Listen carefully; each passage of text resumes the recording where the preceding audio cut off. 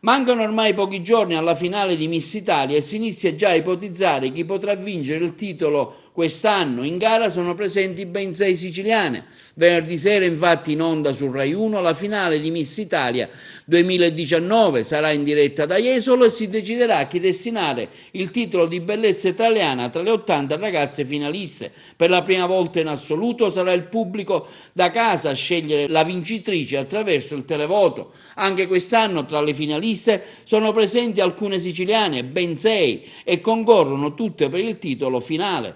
Le Miss siciliane sono tutte molto giovani e vengono da diverse parti della Sicilia e sono Serena Petralia, giovane studentessa di lingua all'Università di Catania, che ha 20 anni, Giulia Vitaliti, unica catanese in gara, Giulia vola solo a Jesolo da San Giovanni La Punta e ha solo 19 anni, Marica Sette in gara con il numero 38, ha 18 anni e viene da Patti in provincia di Messina. Angela Sette, 18 anni, viene anche lei da Patti ed è in gara con il numero 59.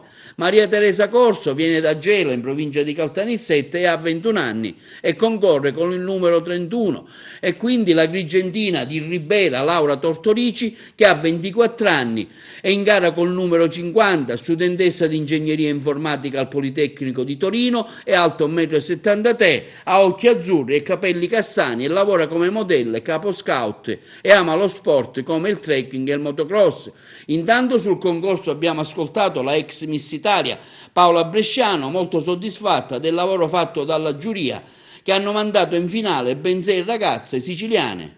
Ma sicuramente loro sono più mature, hanno 18 anni, hanno più esperienza, perché loro hanno fatto diverse sfilate di moda, poi la mamma l'ha sempre seguita, il papà pure, io invece non avevo questa fortuna perché avevo mia sorellina piccolina e i miei genitori, solo papà mi seguiva. Loro sono mature, hanno più esperienza e sicuramente sono un po' più emozionate di me, perché magari hanno tante concorrenti che io manco immaginavo che ne avevo 80 e loro invece sanno che hanno diciamo una squadra di tante ragazze, sono 80 circa, e perciò tante concorrenti. Devo dire che Patrizia Emiliani ha fatto un bel lavoro, sono contenta che quest'anno l'80° concorso Miss Italia è ritornato ai RAI, perché doveva tornare ai RAI. Perché è una cosa istituzionale, Miss Italia, come Sanremo, una cosa che la mamma RAI, ecco, la televisione degli italiani. Una cosa di visibilità. E poi anche San Luzzillo, che è la gente della Sicilia, che io ho tanta fiducia in lui, che sono contenta che fa un buon lavoro. Devo ringraziare anche lui che ha scelto anche queste belle ragazze e tanti auguri.